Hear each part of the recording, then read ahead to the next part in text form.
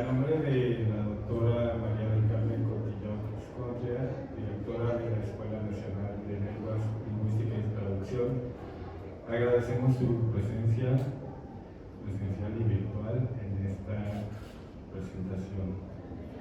Hoy tengo el gusto de compartir mesa con la maestra María de Lourdes Cuellar Valcárcel, profesora de chino de la UNAM, y con la maestra Rebeca Navarro, profesora de francés, también de la Escuela Nacional de Lenguas, Lingüística y Traducción. Ellas nos van a hablar de dos proyectos editoriales que se generaron en las aulas de la escuela. Uno de francés, El Juego, Mexicanicí, y el otro es un libro de chino, pero que mejor que ellas nos expliquen de qué se trata. Voy a permitirme leer brevemente una semblanza, primero de la maestra María Lourdes, antes de cederle la palabra. Ella estudió la maestría en entornos virtuales de aprendizaje por la Universidad de Panamá.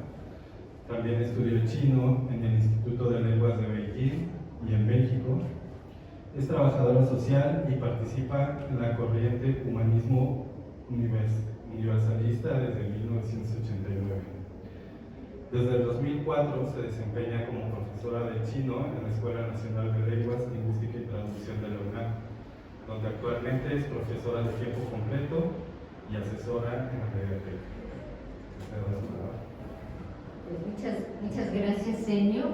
Voy a tratar de ser breve. Me voy a parar porque si no, no veo lo que ustedes ven y entonces no puedo presentar, ¿no? Bueno, el libro se llama Los sonidos de la lengua china y en realidad lo que es una suerte pues de manual de lengua china. ¿Por qué surge este libro? Este libro surge pues primero porque no hay manuales, o sea, no hay material realmente sobre fonética, pero menos sobre fonética para gente de habla hispana. Entonces también veíamos la necesidad de un manual que incluyera muchísimos ejercicios, porque el chino, al ser una lengua tonal, necesita demasiado estar ejercitando el oído y bueno, no contábamos con suficiente material, ¿no? Y también otra idea de este material es que fuera un material para aprendizaje autónomo, que pudiera ser utilizado en la mediateca o que pudiera ser utilizado en algunos otros ámbitos como refuerzo para el aprendizaje autónomo, ¿no? Bueno, ¿cómo surge? Surge primero de un trabajo en la mediateca de la ENAD. Empezamos adaptando algunos libros de texto de chino, en toda la parte que tuviera que ver con fonética, y entonces empezamos adaptando los libros, pero eso implicaba pues varios problemas, ¿no?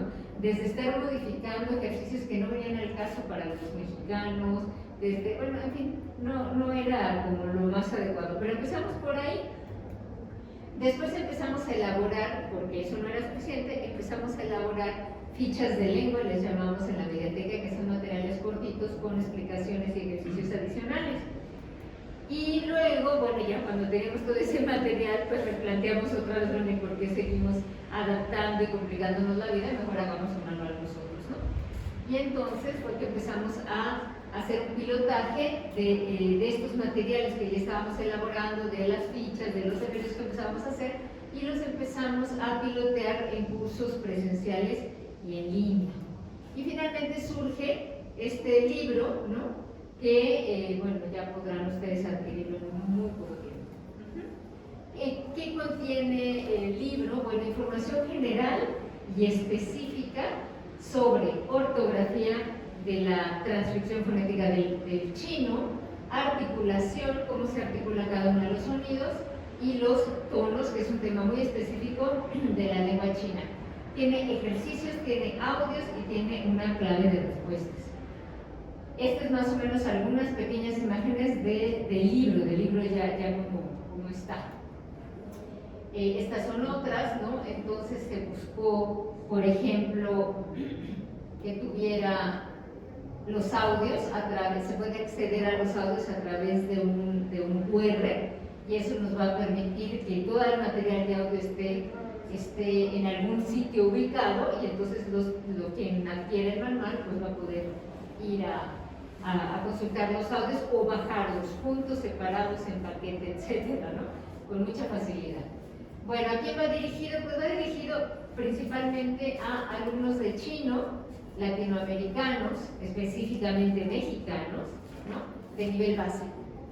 También a gente que no conoce el lenguaje especializado de la lingüística. Esto es importante, porque a veces los libros de lingüística o incluso los libros de texto chinos, de enseñanza del chino para extranjeros, cuando hablan de fonética empiezan con, por ejemplo, es una alveolar fricativa sorda no aspirada, y entonces los alumnos, que la mayoría de ellos no tienen ni idea de fonética, nos miran así como, ¿qué es eso y con qué se come?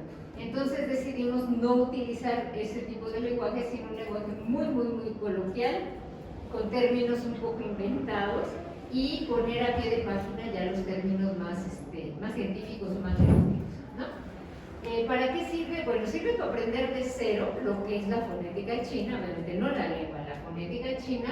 Sirve para repasar la fonética, sirve para fortalecer temas específicos. Hay algunos que tienen problemas específicamente con una articulación o con una combinación de tonos o X, ¿no? Y para ejercitarse entonces en temas de fonética y para corregir errores fosilizados. En los talleres, por ejemplo, abundaban los estudiantes que incluso tenían un alto nivel de chino, se iban en cuarto, en quinto, en sexto nivel, y sin embargo seguían arrastrando problemas de fonética. Entonces, bueno, para ellos también está dirigido este manual. Y otro tema también muy característico de este libro que hicimos fue fomentar la reflexión. Muchos ejemplos son presentados de manera que promuevan la reflexión, o sea, que los lleven a la práctica, ¿no? Por ejemplo, hay una parte, un ejemplo que dice: ¿han reflexionado alguna vez sobre cuántas vocales se usan en una frase cotidiana en español y cuántas de estas son diptongos o triptongos? Pues son 4, ¿no? En esta frase sota. Pero si vemos en chino, xiang y xiang, mei tian yong de xipaya y ji zi yu ji ge yuan, na shi shi fu he, ¿no? 8 diptongos y un triptongo. Es la misma frase dicha en chino y en español. Pero entonces, con este tipo de ejemplos, lo que vamos tratando es de que la gente ubique este tipo de, o sea, que vayan a su propia experiencia, ¿no? El lenguaje es informal, en lugar de decir aspiradas o no aspiradas, lo que decimos es echar aire o no echar aire. Y es más fácil para un estudiante, porque yo recuerdo incluso personalmente que cuando me decían aspirada, ¿qué piensa uno? Pero en el caso de las aspiradas, en realidad es entonces decíamos, no concuerda, ¿no? Con mi experiencia. Bueno, también se busca la autonomía y la metacognición, ¿no? Se ha buscado que el alumno experimente las explicaciones, que describa la experiencia, que describa su experiencia previo a la explicación, buscar recursos descriptivos y tratar de fortalecer lo que es la memoria y el registro interno, o sea, el recuerdo por un registro interno del que me hago consciente a la hora de pronunciar. Por ejemplo, tenemos aquí está la B, así se escribe pie, pero primero lo escuchamos. Y entonces la grabación dice algo así como po, y entonces el alumno tendrá que escribir aquí cómo lo escucha, que ponga lo que quiera, lo que él crea, como él vea, ¿no? Y luego le decimos, bueno, pues aunque tú lo hayas escrito así se escribe en la transcripción fonética, ¿sí? Pero que primero tengan una experiencia auditiva antes de decirles, oye, esto se escribe así y esto se hace asado, no, que primero lo vivan, ¿no? Bueno, y después viene una reflexión después de la explicación y para también reforzar la adquisición del conocimiento por experiencia. Por ejemplo, este es otro ejemplo del tipo de ejercicios que hacemos. Dice, pronuncia en voz alta I, U, I y O. Entonces ustedes mismos aquí lo hacen I, U, I y O, se van a dar cuenta que yo es más fácil. Y si decimos uy o wey, vamos a ver que es más fácil wey. Entonces, En el caso del chino, cuando tengo iu, se pronuncia yo, cuando tengo ui, se pronuncia ui. Pero primero, antes de decirles la regla, tratamos de que ellos vivan la experiencia. Bueno, se centra en la autonomía, ¿no? Entonces la redacción también es muy coloquial, muy coloquial, muy como entre nosotros, ¿no? Y tiene muchísimos ejercicios prácticos, ¿no? Con su audio, y se van dividiendo por temas, ¿no? Si se va a trabajar con las, bueno, hablando lingüísticamente, con las aspiradas y no aspiradas, los ejercicios vienen en ese sentido. Si se va a trabajar con tonos, son tonos o combinación de tonos, etc. Y se agregó el sinograma, porque aunque no estamos hablando absolutamente nada de sinogramas, la idea es que por repetición podamos ayudar a los alumnos a ir identificando algunos caracteres que van a estar viendo permanentemente en varios ejercicios. Todos son caracteres de niveles básicos. El vocabulario, como ponemos acá, es del nivel 1 y 2 de HSK. HSK es el examen oficial de certificación de la lengua china. Bueno, hacemos algo, también en el libro abundan las recomendaciones, no solo de cómo usar el libro, sino sobre todo también de cómo aprender la fonética china, ¿no? No borrar, por ejemplo, sino hacer hincapié en los errores para ver que dónde me equivoco, ¿no? Entonces yo voy tomando notas, en fin, diferentes tipos de ejercicios, y luego viene la clave de respuesta al final. El libro tiene más de 120 ejercicios, digo, porque tengan una idea, o sea, son muchos. Y luego al final se pone, se pone la clave de respuestas, ¿no? Y ellos mismos van a poder checar si es correcto o no. Y bueno, para el futuro actualmente estamos trabajando en la creación de una plataforma, tal vez sea una suerte de curso MOOC, un poco con la experiencia, pero obviamente ya adaptado a una plataforma. Y bueno, pues no sé, eso es todo de mi parte. ¿Hay tiempo para preguntas? Sí. Bueno, yo puedo preguntar. En algunas escuelas de chino en buena parte del mundo, para extranjeros, de chino para extranjeros, para jóvenes o adultos, es aprender el chino hablado, primero, los primeros meses. Y ya que domina más o menos la conversación, puede conversar, ya empieza la cuestión de cómo se escribe en chino, la gramática china y todo eso. ¿Eso es en general aquí? No, nosotros el curso que damos en la ENALT es un curso de 4 habilidades y empezamos a escribir desde el primer momento. Podemos tener como muchos argumentos a favor o en contra de una u otra vía. Nosotros creemos que aprender chino, la lengua escrita es fundamental, porque es una lengua que en su parte escrita refleja muchísimo de su cultura. Entonces, si uno no aprende y solo aprende la parte fonética, que tiene su chiste, es bastante compleja, es como si es una lengua que efectivamente yo puedo disociar. O sea, hay gente que habla chino y no lo escribe, y hay gente que lee chino y no lo habla. Eso es bastante, si no común, sí es frecuente. Pero para nosotros tiene que ser una cosa integral y buscamos que sea integral. Pero una amiga que estuvo allá en China y aprendió chino, me decía, ella aprendió primero japonés, a hablar japonés y escribir en japonés, y después, por razones de trabajo, fue a China y aprendió chino. Pero aprendió a hablar chino y después aprendió a escribir, porque se necesitaba comunicar realmente. Entonces la pregunta es esta: ¿el japonés y el chino son tan difíciles, o el chino es mucho más? Voy a decir por qué. Ella me decía, mira, si tú quieres, tienes un buen diccionario de español japonés y tú quieres saber cómo se dice adiós en japonés, usa la palabra adiós y escribe un buen diccionario y dice sayonara, pero con letras, ¿cómo se llama? Romanas, con letras romanas dice sayonara, y luego ya viene escrito cómo se escribe en japonés. Pero si tú quieres poner una frase, puedes intentar leerla y a lo mejor te entienden, pero según ella dice que en chino eso no se puede, porque no puedes poner, digamos que la palabra caminar en chino fuera,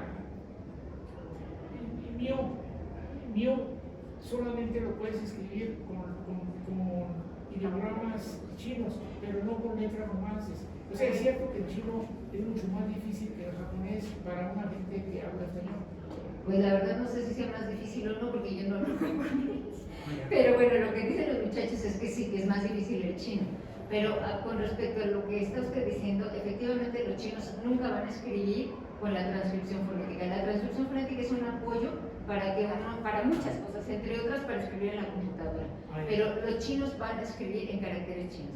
Hay diccionarios que uno busca la palabra en español y te la da en chino, efectivamente en caracteres. Y hay algunos diccionarios hoy en día que no solo te ponen la palabra en caracteres, sino que agregan la transcripción fonética. La transcripción fonética oficial, es decir, sí existe. Pero obviamente que uno necesita primero aprender a leer la transcripción fonética. Este libro de fonética que tenemos acá, que estamos presentando, es un libro de fonética que enseña eso. Cómo leerla, cómo pronunciarla, cómo combinar tonos, cómo no sé qué. Y si uno fuera a viajar y uno hubiera estudiado con este manual y tienes un librito de frases así para sacarnos de apuro, pues con las herramientas que damos en este libro podría hablar y podrían entender. Una orientación, porque hay pero ya nos estamos perdón, colgando de tiempo. No sé si quiere, mejor después al final retomamos. No se preocupe, lo que pasa es que no quiero quitarle el tiempo a mi compañera. ¿Sí? Pero muchas gracias. Sí, si quiere al final con gusto otra vez retomamos la sesión de preguntas. Gracias, maestro. Sí se escucha, sí, ¿verdad? Bueno, gracias. Ahora le voy a dar la palabra a la maestra Rebeca Navarro, igualmente va a darles una breve semblanza antes de darles la palabra. Rebeca Navarro es maestra de francés en la ENAD desde hace más de 25 años. Es licenciada en grabado por la Escuela Nacional de Pintura, Escultura y Grabado de Lima y maestra de Historia del Arte por la Facultad de Filosofía y Letras de la UNAM. Sus intereses pedagógicos y ejes de investigación aplicada se han enfocado en el diseño y realización de numerosos materiales didácticos, muchos de ellos lúdicos, para la práctica de diversas competencias, así como en la concepción de actividades para la clase de lenguas basadas en la obra de artistas plásticos contemporáneos, explorando los aportes cognitivos del arte al aprendizaje. Ha animado al respecto más de 30 talleres y cuenta a la fecha con 6 artículos sobre el tema publicados y 2 de próxima publicación. ¿Deseas la palabra? Muchas gracias, señor. Estoy viendo que salió cortada la diapositiva, pero no sé. Bueno, voy a dar inicio a esta presentación en la que les quiero presentar este juego didáctico. No estoy pudiendo cambiar. Ahí está. Muchas gracias por estar aquí. Y a guisa de introducción, les voy a leer un pequeño texto para ponerles sobre la pista de qué se trata este juego. Un texto a guisa de invitación. Deseo hasta Comala, sin riesgo de caer en el bote o en el torito, merolicos y bienes, sean buena onda o sangrones, para no aplatanarse ni cantinflear, han de ponerse truchas y no andarse haciendo pato, y verse muy macheteros, con unas definiciones que, aunque no son enchiladas, les hará de echarle coco mientras le entran al cotorreo y disfrutan de la chorcha al jugar a este juego tan sabroso como una salsa molcajeteada y que esperamos los vaya a dejar picados como si se hubieran echado un té de toloache.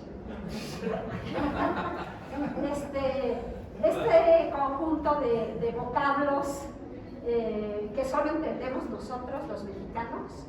No sé dónde hay que apretar para que ya me pasa. Sí, pero son un ejemplo del corpus que está en juego en este material, que como reza su portada,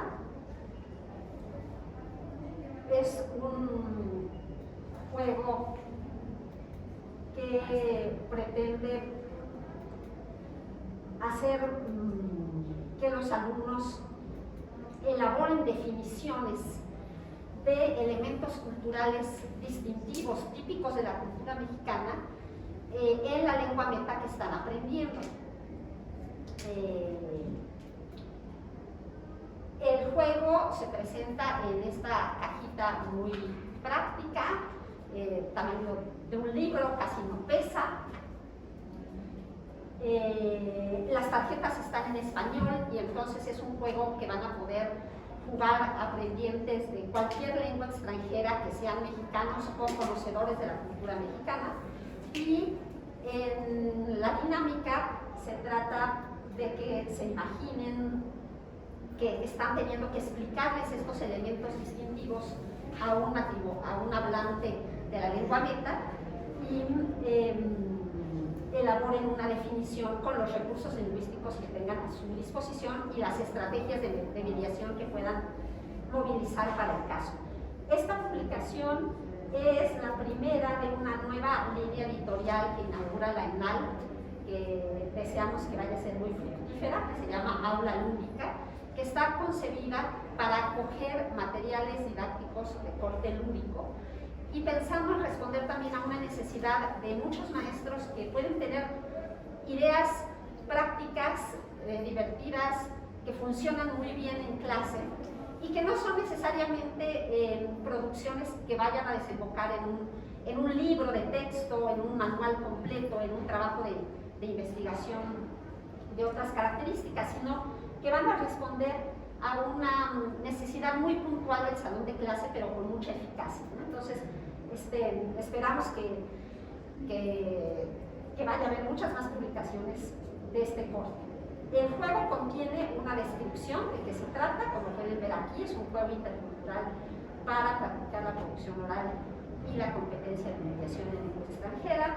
Los jugadores organizados en equipo van a sacar al azar una tarjeta de las categorías en juego y van a explicar con los recursos lingüísticos que tengan a la mano, o incluso paralingüísticos, gestos, entonaciones de voz y eso, el elemento en cuestión, esperando que sus compañeros lo adivinen, ¿no? Y bueno, quien adivina se lleva la tarjeta para su equipo, y el equipo que haya acumulado al final de la partida más tarjetas habrá ganado el juego. Aparte de movilizar contenidos lingüísticos muy diversos de acuerdo con el nivel de los alumnos, este juego le apuesta a la capacidad de relacionar la cultura propia con la cultura extranjera, que es una de las competencias básicas que buscamos desarrollar en nuestros aprendientes.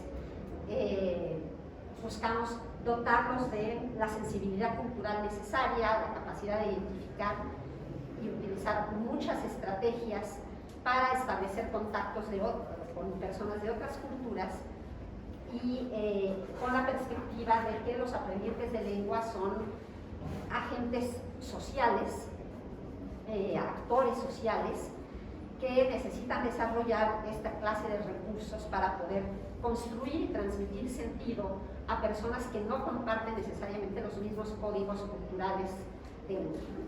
Entonces, muchas veces más importante que la corrección lingüística propiamente dicha, haber conjugado correctamente un verbo o haber hecho correctamente una concordancia, lo que importa para que pase el sentido es el desarrollo de esta clase de estrategias interculturales que generan puentes entre uno y el otro, ¿no? Que establecen vías de intercomprensión eficaces. La caja contiene estas tarjetitas que en su versión original, cuando la idea surgió hace muchos años, más de 10, eran pues, tarjetas hechas a mano en casa, clasificadas por mí, y ahora pues tienen este acabado muy práctico, son fácilmente manejables, como les decía, no pesan, pero tienen cierta resistencia, el cartón es así satinado, y las categorías que comprende el juego son las siguientes. A ver si se dan cuenta de cuál es cada una. Empezamos con las moradas, patita de perro. Bueno, pues patita de perro alude a lugares. En rojo vamos a tener fauna local, que son son personajes o características que se le pueden atribuir a personas, adjetivos calificativos finalmente. Palbuchi, palgasnate, en naranja, pues son alimentos y bebidas típicos de nuestra gastronomía nacional.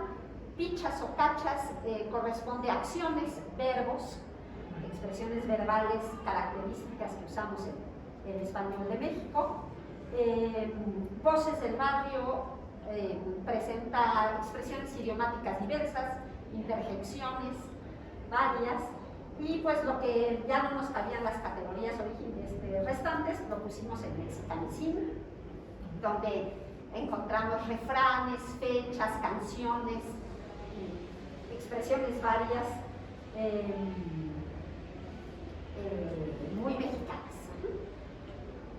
El corpus es un corpus abundante, ¿no? Tenemos 30 elementos de cada categoría, lo que da 180 palabras en juego. Para los maestros de lengua que damos clase con grupos numerosos, es muy importante contar con corpus amplios y diversificados, ¿no? Si tenemos 32 alumnos en un salón, pues no podemos permitirnos jugar con un material que tenga 12 opciones, ¿no? Y vamos a dejar nada, 12 van a participar y los demás que no. El corpus, entonces, permite que el maestro personalice sus elecciones, diga, pues yo ahora nada más voy a jugar con estas 50 tarjetas, o que las cambie también, porque incluimos tarjetas en blanco personalizables, y en el micrositio que está en vías de producción, los usuarios van a poder también descargar una plana tamaño carta de cada color de tarjetas, por si quieren extender el corpus tanto como quieran. El juego viene con este dado, que tiene el logo del material, de los distintos colores distintivos alusivos a cada categoría. Hicimos un primer lanzamiento oficial, digamos, el año pasado. Es un juego que se puede adaptar a las condiciones de una clase a distancia. Lo jugamos por Zoom, con 50 alumnos conectados, 50 personas conectadas, 42 alumnos y 2 invitados del extranjero, un par de profesores suizos, a quienes los alumnos les tuvieron que explicar, pues, cómo se come una guajolota, pero en francés, ¿no? y preguntarles si había algo equivalente en su cultura de origen, y bueno, dio pie a un intercambio cultural muy sabroso. Como les decía, pues el objetivo comunicativo consiste en elaborar una definición para quien pasa al frente a producir en expresión oral. Para el resto del grupo van a estar practicando la recepción auditiva, la comprensión oral. Se trata de que entiendan la definición en la lengua meta que se esté trabajando, y pues los objetivos lingüísticos van a ser muy diversos. El juego presenta las reglas en español, en una tarjeta en español y en otras 2 en inglés y francés, y contemplamos, por qué no, con el tiempo poder poner en el micrositio las reglas también ojalá en todos los idiomas que se imparten en la UNAM. Ya te estaremos pidiendo ayuda, Lourdes, para la traducción al chino, si nos haces favor. Este es un trabajo que se enmarca dentro de las producciones editoriales de la ENALT. Aquí tienen al comité editorial, de quien forma parte el colega aquí presente, Óscar Benavides. El trabajo editorial estuvo a cargo, el diseño estuvo a cargo de Enio, también aquí presente, muchas gracias. Y pues como esta publicación revestía un carácter especial, se trataba de un juego de mesa, ¿no? O sea, no correspondía a un formato tan manido por las publicaciones universitarias. Recurrimos también a una casa de edición especialista en juegos, que es Puerto Monte, en coedición, y realmente salió este producto muy atractivo. Que la idea es que puedan tenerlo. No es un material que esté destinado prioritariamente a los aprendientes, pero sí a los docentes, ¿no? Y esperamos pueda haber en cada centro de lengua donde se impartan lenguas extranjeras en México un ejemplar que circule entre los docentes y lo puedan usar en sus clases.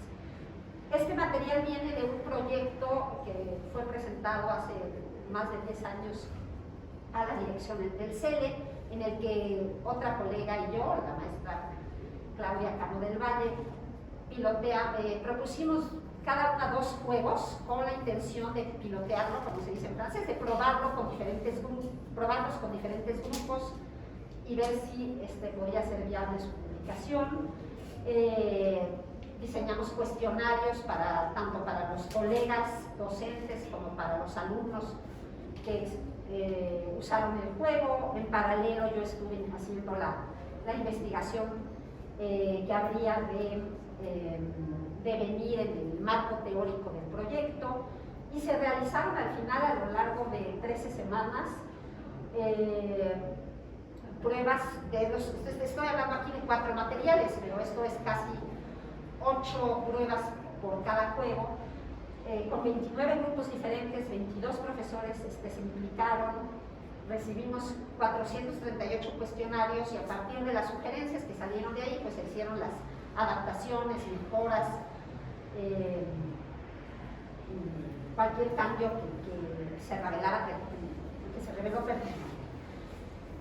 En el micrositio van a encontrar también la ficha pedagógica detallada del material, una ficha pedagógica sucinta que será imprimible en una hoja carta por ambos lados para que el maestro lleve a clase, ¿no? O la tenga ahí entre su material. Las reglas más detalladas para los alumnos, es también un material que podrá ser fotocopiable, y la ficha pedagógica in extenso con los rubros que ven aquí, que se espera que el docente consulte una vez, pero una vez que ya entendió cómo funciona, pues no necesita regresar a la ficha in extenso siempre, ¿no? Pero se van a presentar, se van a incluir también variantes de aplicación del juego, qué otras cosas se pueden hacer con el corpus, en qué momento exacto de la secuencia didáctica conviene presentar, etc. Y bueno, el juego estará vinculado mediante un código QR a este micrositio que se halla en elaboración en este momento. Ya empezamos a concebir cómo va a estar diseñado el micrositio. En el momento, una vez que esto esté resuelto, ya la carga de los contenidos va a ser ágil y sencilla, porque esos contenidos ya existen, es simplemente subirlos a la nube, al ciberespacio. Y bueno, habrá que pasar por un cierto periodo de experimentación y pruebas y ya poder hacer el lanzamiento de esta otra parte que es paralela a la publicación en físico, ¿no? Ese es el micrositio.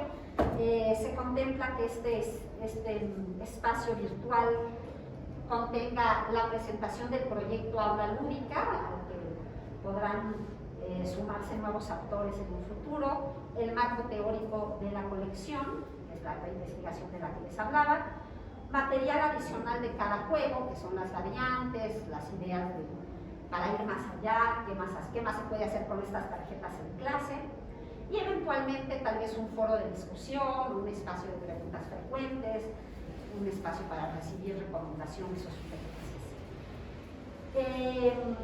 Dentro de la parte teórica, por ejemplo, van a tener acceso a 2 mapas mentales para explorar la galaxia juego,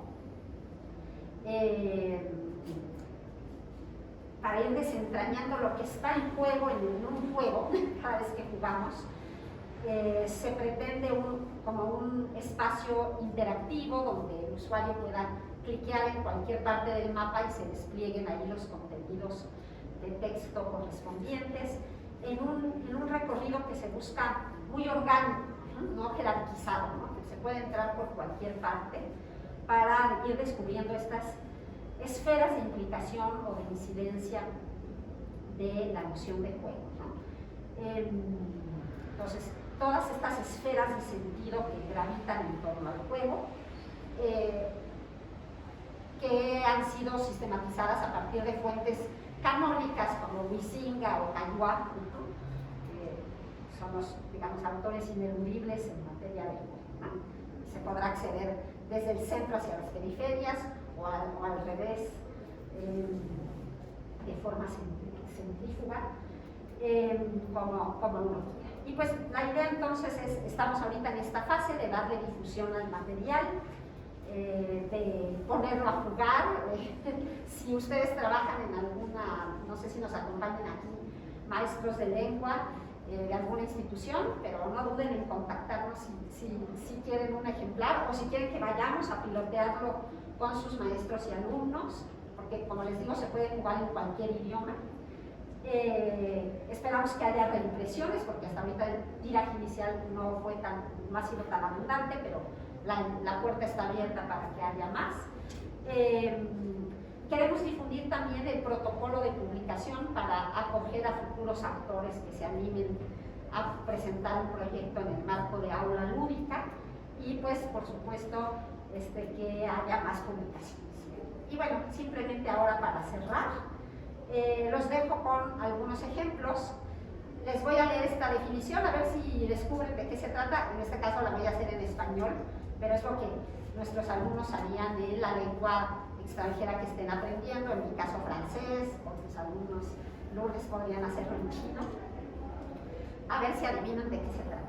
Esta expresión la podemos decir cuando alguien actúa solo hasta tener todo bajo control, cuando va a la segura sin arriesgarse.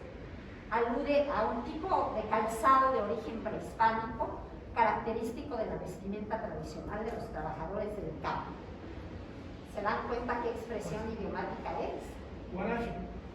Ajá, tiene que ver con guarache, pero ¿cuál es la expresión que usamos para decir que alguien que va a lo seguro?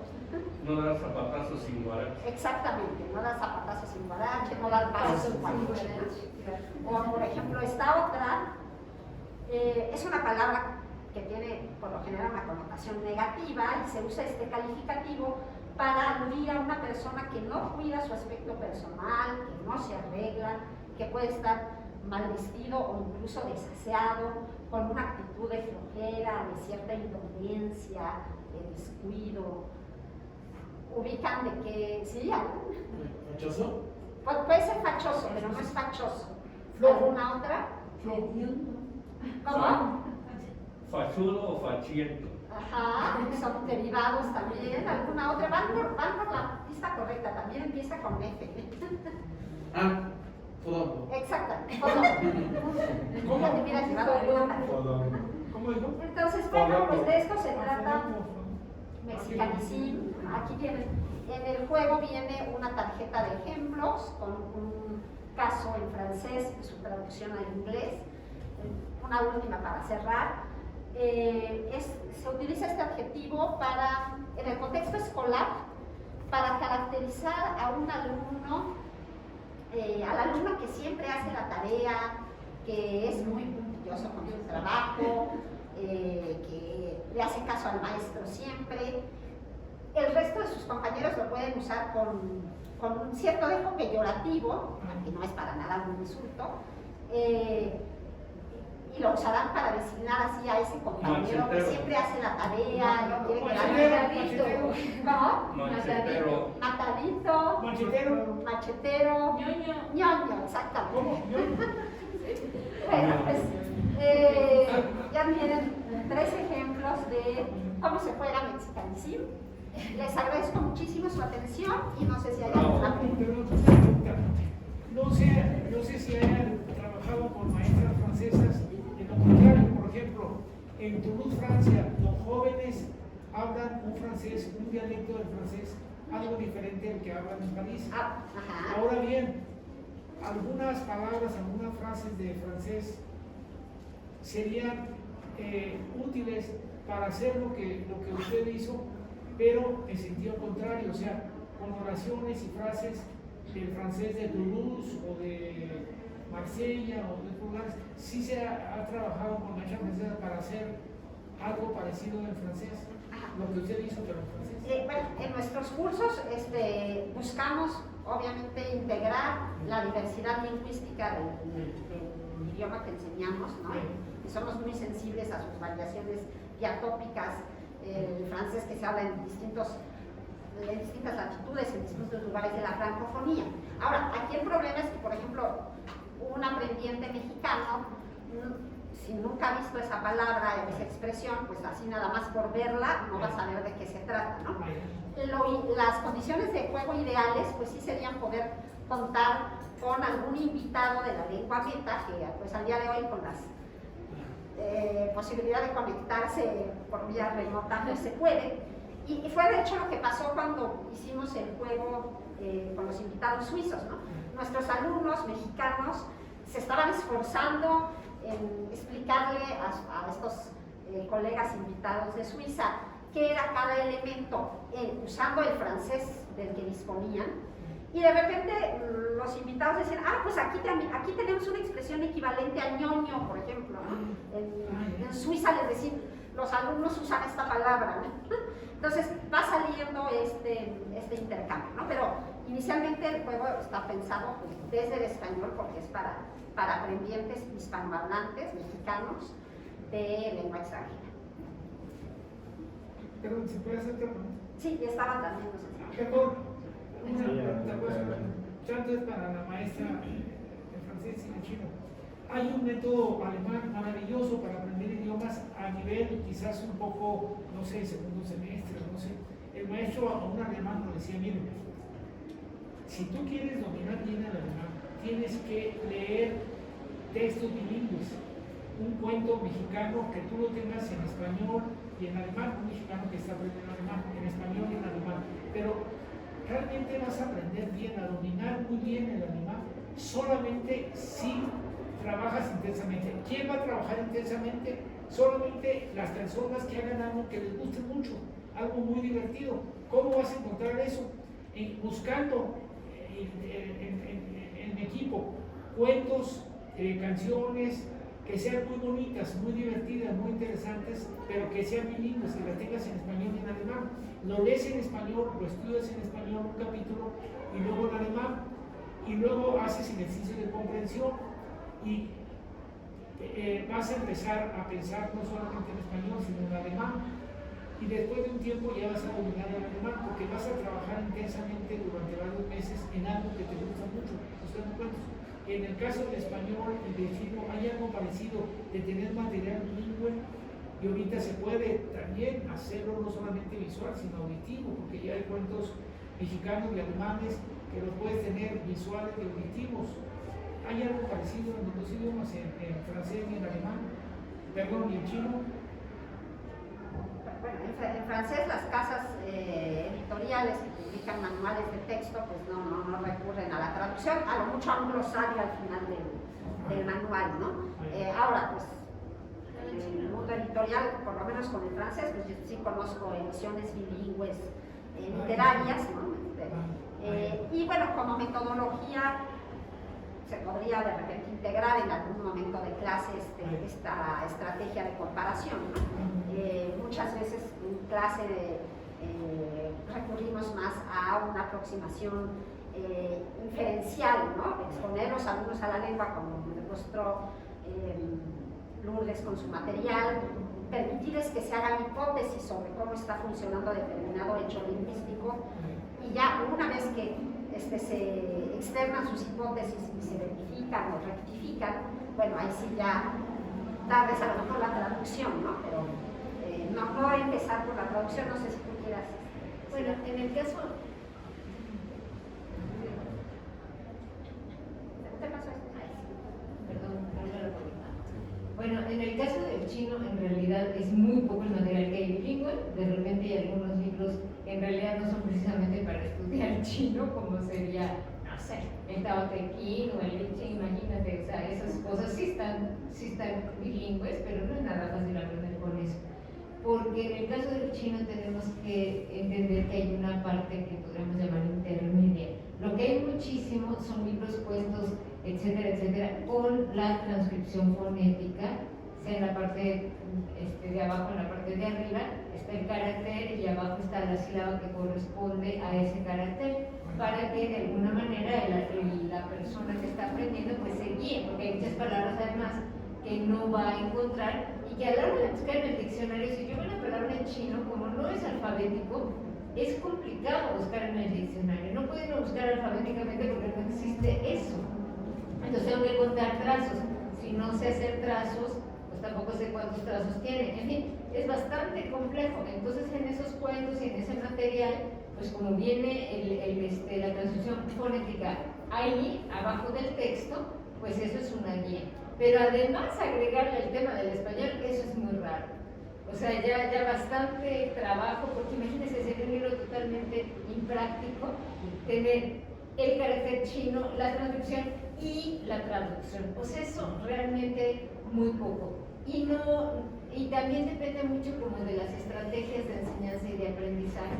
En el caso del chino, la verdad es que si hablamos de cómo es la enseñanza del chino en China, pues es una enseñanza bastante tradicional, bastante basada en la memorización, bastante expositiva por parte de los profesores, y los chinos también, si hablamos de las estrategias de aprendizaje, los chinos también son muy dados a aprender por memoria, por práctica, ahora sí que son muy macheteros y muy ñoños, totalmente ñoños, ¿no? Y entonces el que estudia una lengua, pues vaya, es absolutamente otra cultura en todos sentidos. Entonces enseñar chino acá no solo implica el reto de la lengua, sino implica también el reto de a quién le estamos enseñando. Le estamos enseñando a mexicanos que tienen hábitos de aprendizaje particulares, hábitos de lenguaje, ¿no? Formas de relación entre profesor y alumno, y entonces tampoco podemos obviar eso. O sea, no podemos llegar pretendiendo que el mexicano entienda las formas chinas de enseñanza. O sea, eso no sucede. Entonces, a veces más bien lo que nos pasa es que los chinos acaban un poco hartos de los estudiantes mexicanos, o al revés, los mexicanos hartos del maestro chino, porque no hay como estos elementos. O sea, es decir, se habla de la ¿cómo se llama?, de la interculturalidad, pero a veces no se toca este tema que hace a la interculturalidad en cuanto a estrategias de enseñanza y aprendizaje. O sea, no solo es el tema cultural de que es una cultura distinta y yo tengo que entender esas otras formas de pensar, sino también hay que tomar en cuenta que tenemos hábitos de aprendizaje y hábitos de enseñanza, y no siempre son compatibles. Entonces es un reto el tema de enseñar cualquier lengua. Ahora, en el caso del chino tiene algunas particularidades que lo hacen más complicado, pero supongo que también los franceses deberán tener ciertas formas de aprender. Probablemente se comparte cierta cultura occidental que no tiene nada que ver con la oriental, pero no es lo mismo. No es lo mismo, no se aprende de la misma manera, no se siguen los mismos procedimientos. Ya me voy mejor. Sí, maestra, ¿cómo le ha hecho para bypasearse los diccionarios españoles al traducir del francés al español, por ejemplo? Porque muchas veces no solo no consignan todos los vocablos que son usuales en América Latina, y me estoy refiriendo, por ejemplo, a Chile, Argentina, Colombia, Venezuela, México, por un lado. Entonces, muchas veces uno se queda en blanco con diccionarios franceses, hechos en Francia, hechos en España. Entonces, ¿cómo ha podido usted superar eso? Yo tengo entendido que ya hay un diccionario, o un pequeño glosario más bien, para el español de México, del francés de Francia. Falta muchísimo trabajo que hacer en el CELE, ahora en ALT, para que podamos verdaderamente nosotros aprender también el francés y traducir al y del francés en América Latina a como lo hacen los españoles con su terminología tan cerrada y tan cuadrada. Sí, bueno, que yo conozca, no sé si existe un diccionario bilingüe español con la variante del castellano mexicano al francés Ya de hay Francia. O sea, sí existen diccionarios de mexicanismos, Ajá, claro. pero bilingües, ¿no? Ahora, más bien yo creo que ahí el trabajo que nos toca a nosotros como docentes de lenguas es sensibilizar desde el principio, desde el primer nivel a los alumnos, a que esas variaciones existen, ¿no? Existen en el español, porque como ustedes bien dicen, ¿no? No hablamos aquí el mismo español que hablan en Argentina, hay muchísimos vocablos que cambian, Así es. y que estén nuestros alumnos sensibilizados a que cuando recurran a un diccionario, por ejemplo, verificar de dónde es ese diccionario, porque a lo mejor van a estar consultando una variante local, ¿no? Claro. De un vocablo que en otra latitud, en otro país francófono se dice diferente. O sea, no les podemos proveer necesariamente todas las variantes, porque además muchos docentes las desconocemos, ¿no? A lo mejor vamos a tener más noción del francés de Francia y de Quebec, pero no así del de Senegal y del de Mali, ¿no? Pero por lo menos sí podemos introducirlos a esa dimensión, ¿no? Y hacerlos que estén siempre conscientes de contextualizar una palabra, ¿no? Y saber que esa palabra puede cambiar en otro lugar de la francofonía. Claro. Todo el tiempo para más preguntas. No, creo que ya se acabó, ya son 2 para las 3 y creo que hay otra actividad. Perdón, nada más yo quisiera hacer un agradecimiento público porque, bueno, no vino hoy, pero en realidad todo este manual lo hicimos con Ricardo Cornejo Ávila, que ha sido un aporte enorme el que él hizo. Yo empecé a trabajar con el tema fonético desde hace mucho tiempo, pero él fue el que me impulsó y me estuvo ahí coacheando primero y luego fue trabajando a la par. Muchos de los contenidos del libro son aportes de él. No pudo venir hoy acá, pero igualmente extiendo este agradecimiento porque fue un trabajo conjunto. Gracias. Gracias. Muchísimas Muchas gracias. gracias.